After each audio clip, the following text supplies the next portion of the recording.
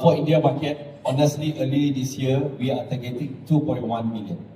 Because after visa free, the numbers are very encouraging. We touched 1 million in 2024, and 2025 we touched 1.5. So I give challenge to my officers and also my good friend both to target for Visit Malaysia year 2026, the end we must target 2.1 million. And suddenly the war hit. So they asking me, boss, you want to reduce the numbers, whatever? No, I'm very trustful with my Indian friend. They will make up the numbers. So still I'm maintaining the target 2.1 million.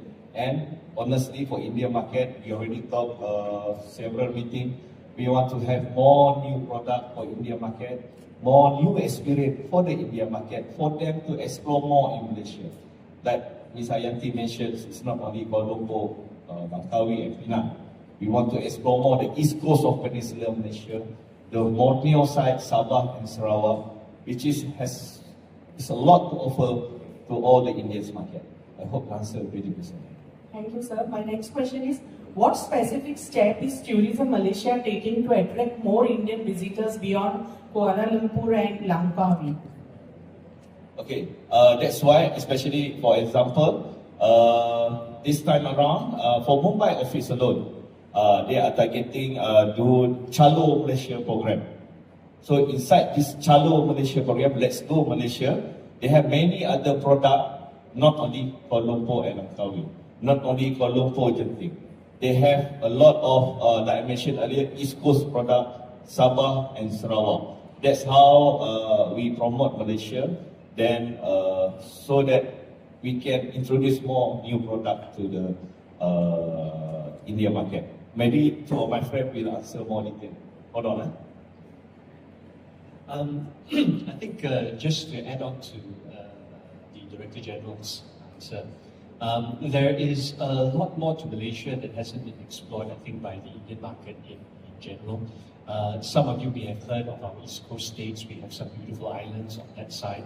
There are also some very nice pristine beaches even on the mainland, right? And it's not very far away. It's either a simple connecting flight, or for those who are a little bit more adventurous, there are programs and itineraries that can take you through the central region of Malaysia to your onward destination on the East Coast.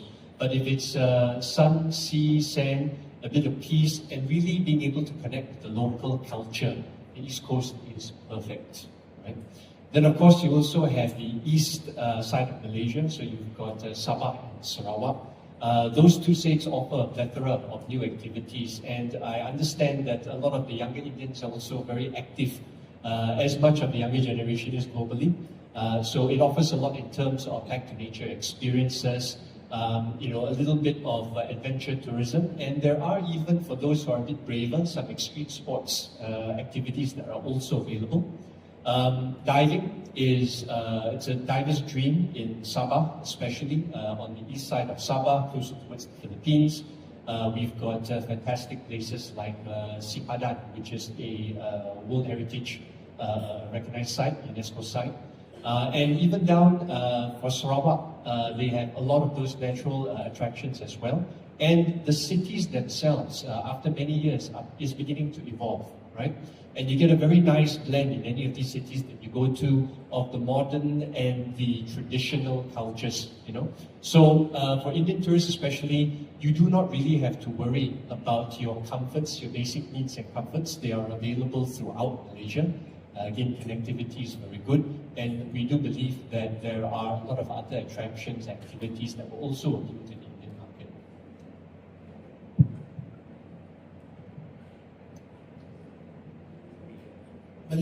Product in Malaysia for Indian tourists is very appealing. There are lots available. I think that we give you some example. The focus very much into KL, then Genting Islands, which is the hill station.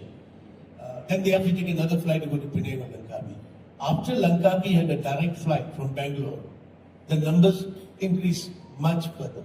So connectivity plays a very important role. Then Chennai Penang came in direct flight, just 10 days ago, we had a group traveling from Chennai, 120 people in Nippon Bay, in Chennai, only Penang. They didn't even go to KL or anywhere else. Came to Penang and went back to Penang. So there is requirements are there, but just because of connectivity, the moment they go to KL, touchdown, they say, okay, we already in KL, might as well in KL. That's what I feel as an operator who've been doing 28 years Indian market. But what the product may we have in terms of food, in terms of culture, in terms of transportation, value for money destination, value for money hotels, which is available across the country. Sabah Sarawak is one where we are, the whole industry we are trying to promote to Indian market. Tourism Malaysia also, every now and then they will see me, they will tell me the same thing. We must do something Sabah Sarawak. We also do fan tours for travel agents to familiarize with other destinations. I think early this year we did 40 agents from Kerala. They went to Kota Kinabalu for 2 days, then come to KL and came back, which they say is wonderful to visit, but the connectivity becomes 2.5 hours for Kuala Lumpur. We're a little bit negative. I think this is something which we are talking, whether any airline can operate into Kota Kinabalu directly, which will speeden the promotion there. And we also had a group of, we regularly have association. We do fan tours for particularly the Indian market with travel association, like the Kerala one for Thai, Kerala chapter. We did one for Tamil Nadu chapter. We did one for North India, which they went to Langkawi and Penang. So Langkawi and KL.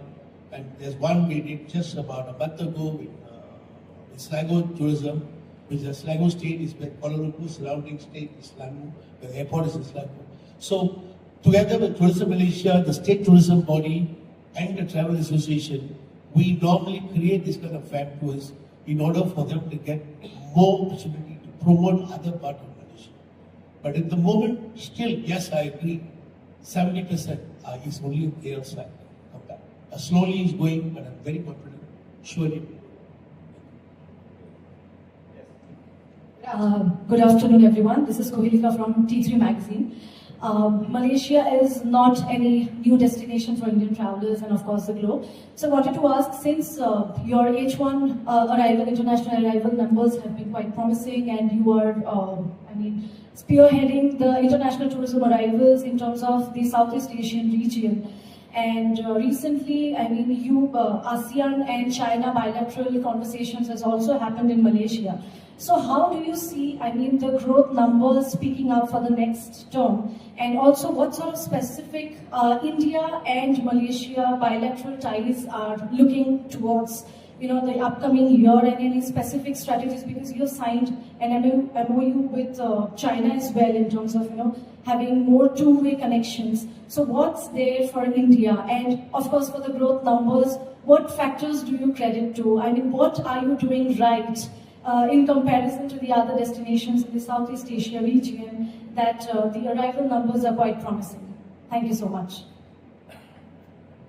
Yes, to answer your questions, especially for the bilateral ties between India and Malaysia, I think our Prime Minister will visit India soon.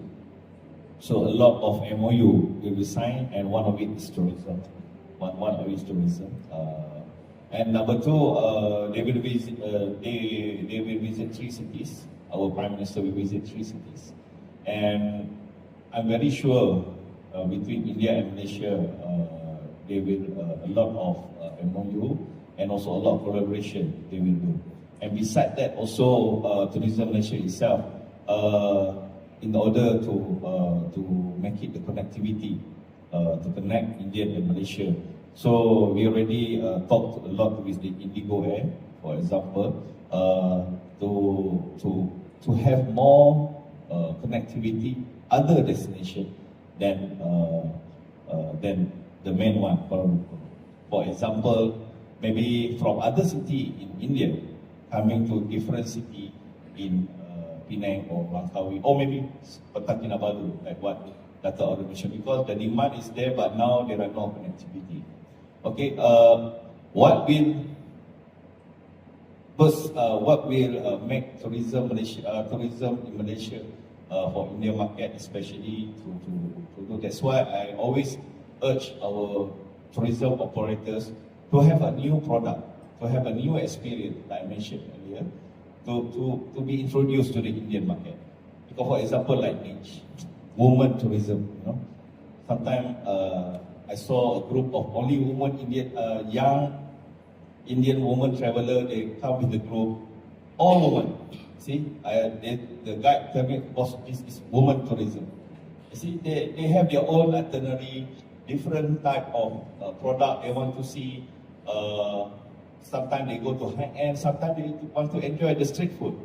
Okay, so that's why I say if we know our target market well, I think we will answer your first question that to achieve the numbers that we want. So the niche market is very important. Sometimes we want to do sport tourism, especially F1, even though it's a Bahrain F1, but we help Malaysia. And a lot of motorsport lovers coming from India also. I heard booking coming from India is increasing from 1,000 tickets they requested as for yesterday. So it's coming. Then we have MotoGP coming soon during November. That one already 5,000 pack already confirmed coming from India, but different booking. Yes, that's why we focus niche and more niche market in order for us to get more numbers. Yes, besides the normal things like weddings, MICE market, it always continue. We have 1,000 of MICE group coming to Malaysia. Of course, Poli, Langkawi, Penang is popular. These two destinations and also Langkawi, Penang and Kuala Lumpur is popular among the MICE destination. So if everybody play their role, we will achieve what we target at the end of the year. Okay, Nigel? I think to add to that also, there are other aspects of the market that the Indian corporate markets especially could be interested in. Malaysia sits at a very nice price point, right, between countries like Singapore, for example, and even Thailand. So in terms of connectivity, yes, we do have good connectivity. We could do with more, of course. But what we would like to look at is to encourage, especially the corporate sector of India, to consider Malaysia as a venue for their meetings. Now, this is actually one of the new popular trends worldwide, where meetings are held in small groups, normally the C-suites and above, or management level corporate groups who need a place to go to, sit down, do a bit of a powwow, strategize, reorganize, and do it in a place where all the modern facilities are available, suitable for the corporate customer, yet at a rate that is highly affordable, right? Even for companies, regardless of size. So that is going to be one future market that we think should be developed in India. The second thing, of course, as the DG has also mentioned, Malaysia is also actually quite famous for sporting events. I was told yesterday night that there is a bit of a lack of accessibility in terms of golf courses here in India, and Indians love to play golf. So Malaysia, for example, is one of those destinations. There are plenty of golf, we call that golf courses available in very beautiful scenic places, all very accessible. It is also one of the places where a lot of international events, besides motorsports, are being held. We have the famous Tour de Langkawi. We have multiple Ironman events running throughout the country. Recently, pickleball has become extremely popular. And we have seen a lot of traction there in Kuala Lumpur and the other states. Mata, for example, organized the Pickleball Grand Slam in Kuching last year, and we had some of the top Indian players come to contest and compete in Kuching, Sarawak. And so sports tourism is not just a niche product for us. The infrastructure is there, it is available. The authorities are well versed in these kinds of events, and one thing we would probably like to see is to perhaps encourage some of the Indian companies or event organizers to consider Malaysia as one of those sporting destinations as well. Okay, just to answer the first question, India is still a core member in ASEAN. Okay, it's not that just because it's in China, we have neglected. India has a very strong presence in ASEAN. In Malaysia, there is even an association called ASEAN and India Business Community Chamber, which is how local Indians are heading with them. And the other good example I would give you, two large countries, visa are always a problem, which is China and India. Where I think some of you, if it goes back to some people in the industry, not long ago, 3 years ago, we had a lot of issues on visa, Indian to come to Malaysia. Process slow, rejection high, people go to airport don't get visa, all these problems were there. But these two countries, Malaysia, made visa free, not just application. You don't have to apply. You just come to the airport, you give your thing, whatever document asks you, visa free. That showed the commitment for Malaysia over the Indian market. You know, visa relaxation does not come from Ministry of Tourism. Am I right to say that? It comes from Ministry of Home Affairs. Ministry of Home Affairs is the government. I cannot speak on the So it comes from Ministry of Home Affairs. And for Ministry of Home Affairs in many countries, they are not worried about tourism so far. Security priorities are different.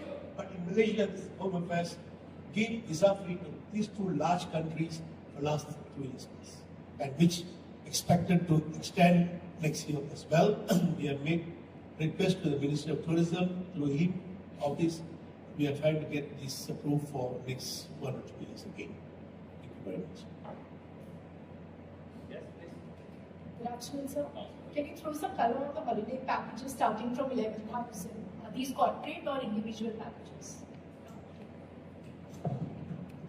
To answer that, if I may share on the slides of our current campaign, just running, starting 10th of August. It is Chalo Malaysia campaign with packages starts from 11,000 rupees. This is direct to consumers. And how we are getting this done through our DMC partner, the Indian DMC partner. Packages, we have special packages, not only Kuala Lumpur, we have targeted also this time to Cameron Highland. That is not new to Indian or even to other travelers, but this is one of the destinations that we have put in for this Chalo Malaysia campaign. The brand and visibility of this Chalo Malaysia campaign in Mumbai, because yes, of course, this is initiated from our Mumbai office. We work with Mumbai Metro Line 1 or the Blue Line, the metro train, for the external and internal branding of the train. We have put up our content and footages of Malaysia in ideally is actually for the branding and also tactical communication. Throughout the branding and awareness, we urge or to create demand for the commuters. I come to understand that it is almost 500,000 commuters daily commute between Versova, Andri and Gakopa. And these are the target travelers or the community that coming from corporate sectors, entrepreneurs and also families and young urban travelers, of course. And between our collaboration with our local partners, these have come out, and this campaign will last for until September. Why we choose this third quarter of the year for the campaign is during the festive season, of course. We come to understand also the Indian travelers, besides having the festival in India, there are some also travel abroad. And due to the awareness of our Visit Malaysia campaign 2026-2027, we take this opportunity as branding awareness. And this is our first time in India to do this branding using this train. You have seen Malaysia, for example, in London, we have run our London taxi, London bus, but this is first in India. Yes, madam. Good afternoon. So,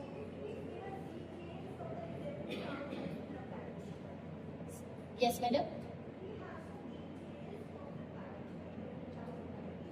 Details of the packages of this. Sure, we'll get you in hand. Sure. Yes, madam, please. I have a question. Destination weddings, you spoke about MICE. Destination weddings also forms a large part of the segment. Given the Indian weddings, they have particular rituals and customs. So how does Tourism Malaysia plan to cater to those requirements? Like we have a fire requirement, or maybe food is another one of the concerns. So how do you plan to adhere to those requirements to increase travelers for the destination wedding segment?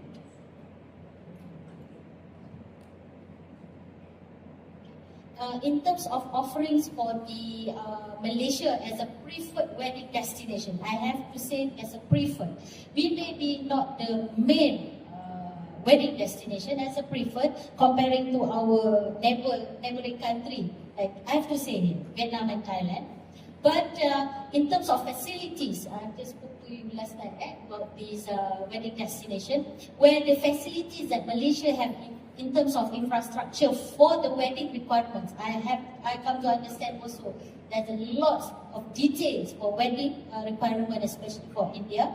The venue itself, be it you want to do your wedding on the highland, by the beach, in the city, we have that facilities in terms of the venue. Catering, I'm sure, due some of the requirements for the meals requirements, I come to understand also about the giant food, where the planners, the wedding planners from India, they bring their own chef and even the ingredients. But we, from Malaysia, stakeholders, especially from the hotel, we can cater the venue only to rental the kitchen to that extent. And of course, later when I would like to add on the how the crowd arrangement on that, please. Okay. Wedding, it is upcoming destination Malaysia. Compared as what Lati saying, compared to our neighbors, we are a little behind, but we are there. The only issue that's when it comes to, like we have done something, our company has done it, even other organizers, other hotels has done it. If anybody knows Munna Maharaj, Calcutta, one of the most popular even chef, he brings in about 40 chefs to do it. He needs his own coach to come in to do everything. He does the, as friend says, they hire the whole kitchen, they do the whole marketing, everything comes. How much we put in from even the Indian chef, we, the hotel trying to put in, end of the day, the wedding family, their community, the expectation is far higher than what the hotel can put on. That is one thing to understand. So we had, last night we were talking to someone that we should talk to hotels where they could allow us to use the venue and kitchen, which the city hotels may not. Even the wedding planners, they don't want to have it in the city because they spend so much money and come in there for shopping. So they like to do something little outskirts of the city area, maybe like Kota Kinabalu, the Shangri-La had 2-3 weddings, very successfully they had. So the same thing, I think we have to look around outside now. The culture of bringing a chef, yes, there is a little bit of negative with the hotels, but I personally, as an industry, it is moving towards that direction. We have done it 1 or 2 hotels in Putrajaya. It will happen. I just want to add up a little bit about the wedding, destination wedding. From government side, when it's all confirmed they want to come, we ourselves, as Tourism Malaysia, we will be stationed at custom immigrations. Why? It's very important because they will bring so many jewelries. Jewelries. Yes. There will be so many jewelries. So the custom Malaysia said maybe they want to sell. So we have to stand there. I experienced myself. I'm standing there by myself. No sir, this is for wedding. We have to show all the photos of Indian wedding and others. There are that day I still remember 20 bags full of lehenga and saris, for example. So of course the custom thing, you want to open a shop or whatever. So that's why from government side we try to assist. When you fulfill all the criteria, then we just stay there at immigration and custom to assist. That's why MCs like Dato' Arul or from Mr. Niger have to inform us if they get any group of destination wedding for us to assist in terms of government side. Normally, for this kind of thing, we have done a few times. They have to give a letter saying that there's no commission value. So they bring whatever they're bringing, they have to take back. And the other one, the wedding family, they only bring the pandit. That person. You know, for them, pandit is spiritual things. For them, they come and practice in the local temples. You have to convince them that it's not there. Then they also chef. We have to get permission, but Tourism Malaysia, they really help the private sector to work together when we bring in this kind of expertise, and we have to make the customer understand this is a special requirement. It is not something they're coming here to do business. And there was once they brought they said family tradition, some family there. They even one family, they brought that also. But we still got permission for them. We make them understand, the customer understood. Hello, I'm Prashant from DTJ Maxim. So we understand that airfares are a problem. So what is Tourism Malaysia doing? And is Tourism Malaysia doing any strategic deals with airline stakeholders to get something for the travelers?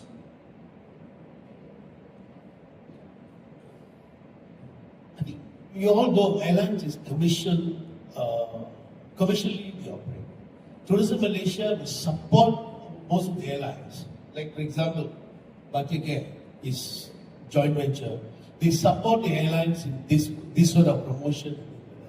So Tourism Malaysia will be able to determine the airfare. What is the airfare from point A to point B? I think it's a commercial decision by the private airlines. I think we all know most of the airlines are almost dead during COVID, and after that they all came back, and what they are today, at least is supporting the industry. It's not just Malaysia alone, other part of the world as well.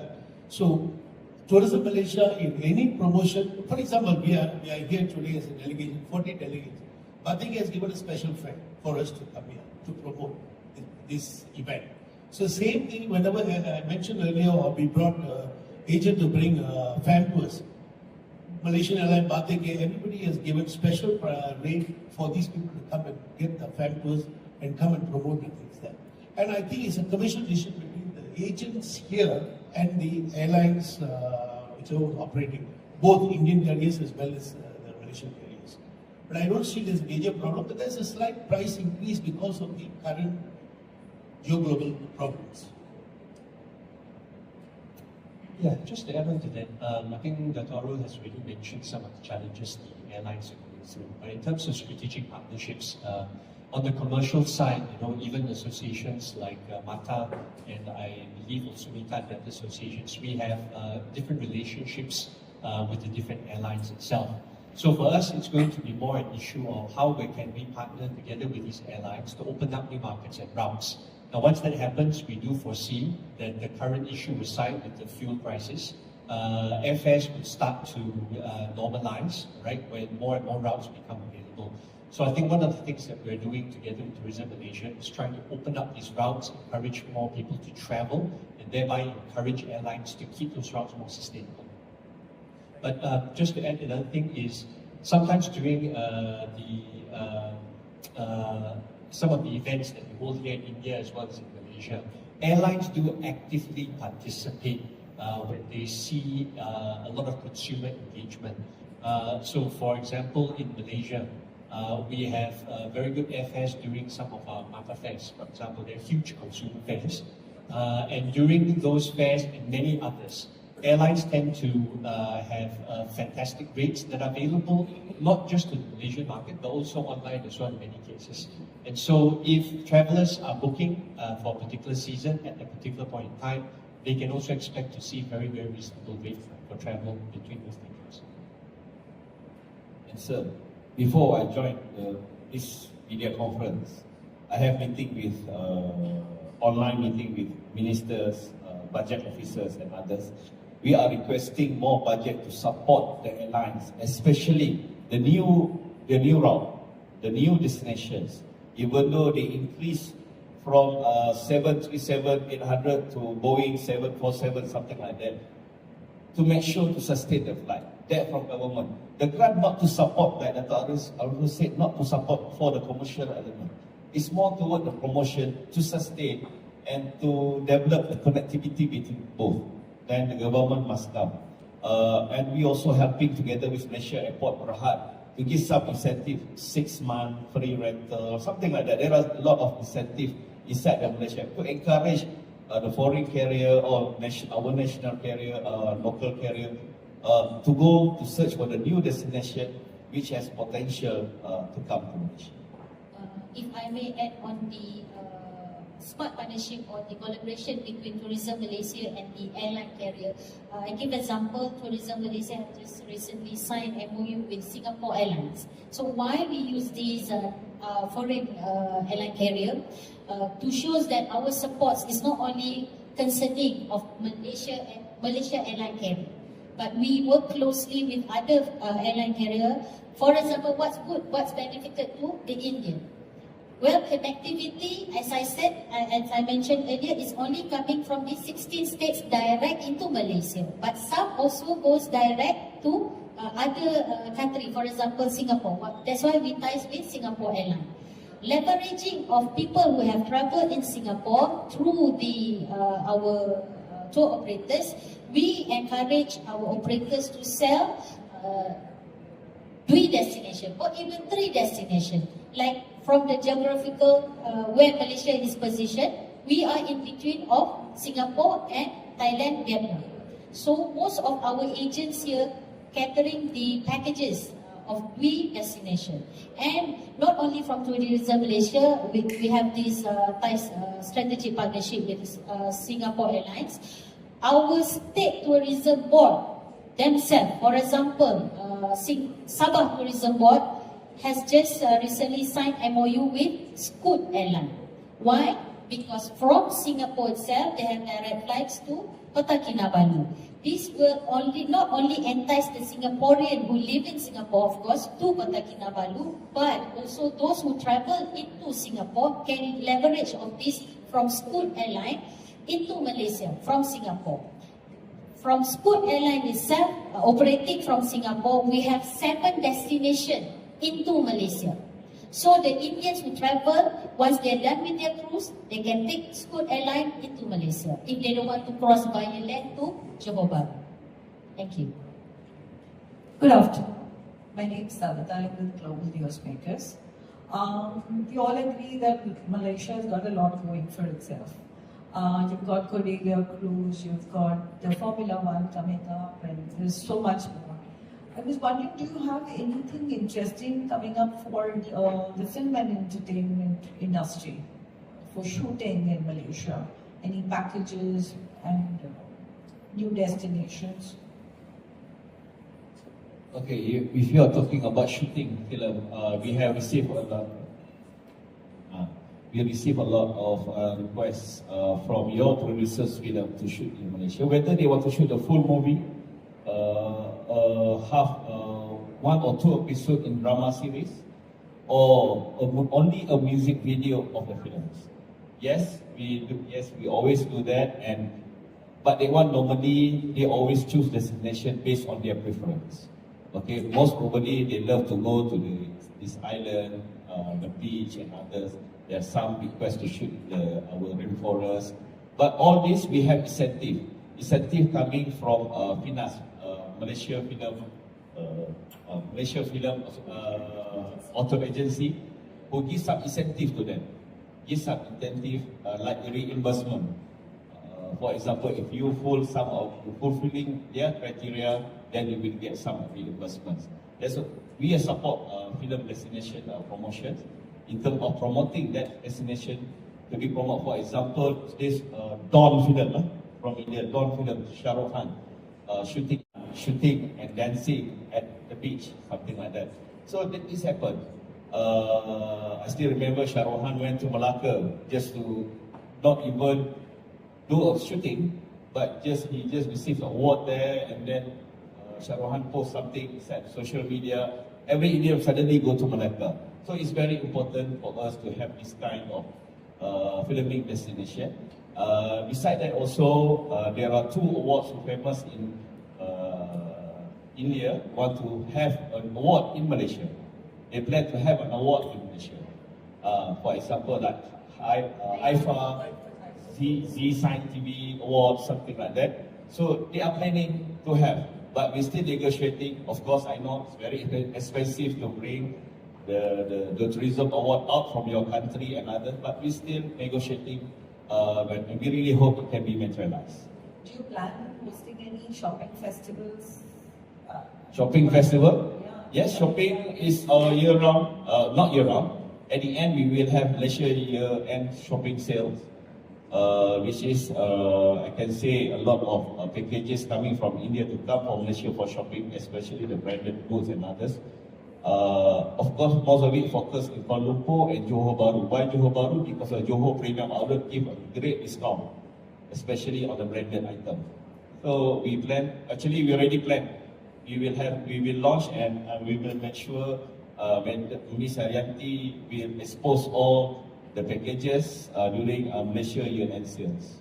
We so-called Malaysia year-end sale. That's mean like in London they have what Black Friday, for example, in London. So we might have similar but year-end sale for 1 month sales at the end of the year. Madam, Mr. Digit, if I may add on the entertainment, films and entertainment Malaysia as a film shooting destination. I believe you guys or anyone of you have watched Awarapan 2, the second, yeah, which have shot in Kuala Lumpur.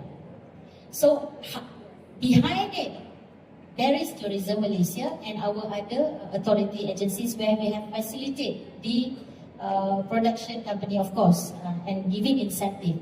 That one throughout our film agencies that on the authorities.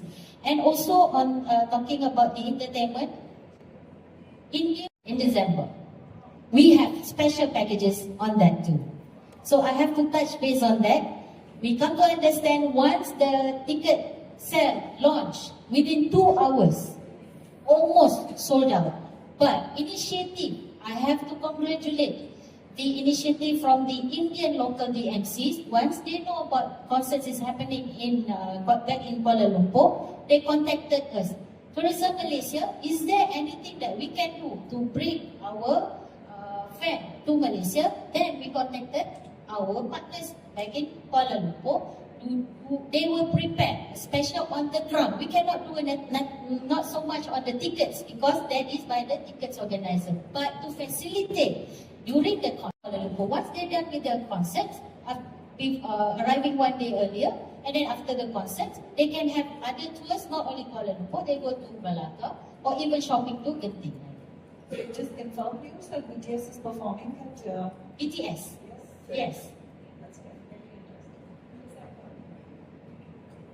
I think the film industry for a long time, there's a scheme, the amount of money they spend, the government will give to the filming board. There are a lot of video launches happening. If you know the latest hype in the country, the Tamil Nadu Chief Minister, there's a movie has been released recently. His video launch was done in Kuala Lumpur, in the National Stadium. There were 85,000 spectators was there from India as well as Malaysian Indians as well.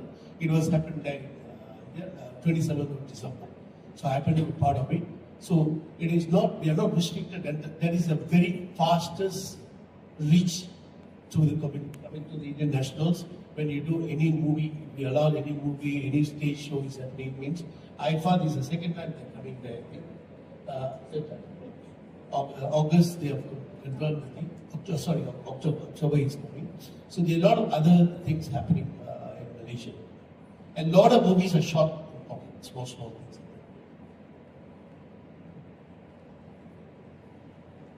What are the key attractions for kids in K? Sorry, what are the key attractions for kids in K? Attractions for kids in K.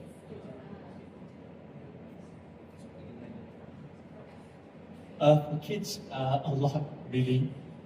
Some of the most famous places in Kuala Lumpur, which is very family oriented, you've got Sunway Resort, a huge water theme park, a city on its own really within Kuala Lumpur. So you've got the theme park itself, you've got a number of hotels and resorts that are integrated. You've got malls as well, and of course, just add on the side, they've even got universities and hospitals that are also connected within that city. That's in Kuala Lumpur alone. You've got some IP owners like Xenia that are there offering experiences for kids wanting to experience what it's like to be a pilot, for example, or any other sort of profession. You've got new theme parks. I think in Selangor we have the what's it called? Luge. The Luge, very exciting. You've got the Gamuda Cove, and you've got also other small attractions that are also running within the Klang Valley. You've got pets, pets in farm in the city type experiences, which are all very family friendly. And you've also got those which are more suited to maybe older kids that are more education oriented. You've got, besides the museums, you've got a lot of experiential sites to visit that are also, catering towards those who are more interested in agricultural experiences, outdoor sports activities, science. The new Petro Science has just launched, I believe, in Ombak, which is a new, very futuristic looking shopping center, which is very, very close to the Kuala Lumpur City Centre itself. So these are just a number of the items that are available. There are a lot more actually. I don't know whether Arul will be able to. Children, there are a lot of theme parks. One thing Malaysians, I don't know how, the investors, it's not government owned, it's private owned. There are so many theme parks, whether it's water parks, a dry park, Kidsania. Kidsania, when I went, I couldn't go myself. I had to go with the child. They told me they are not allowed to go.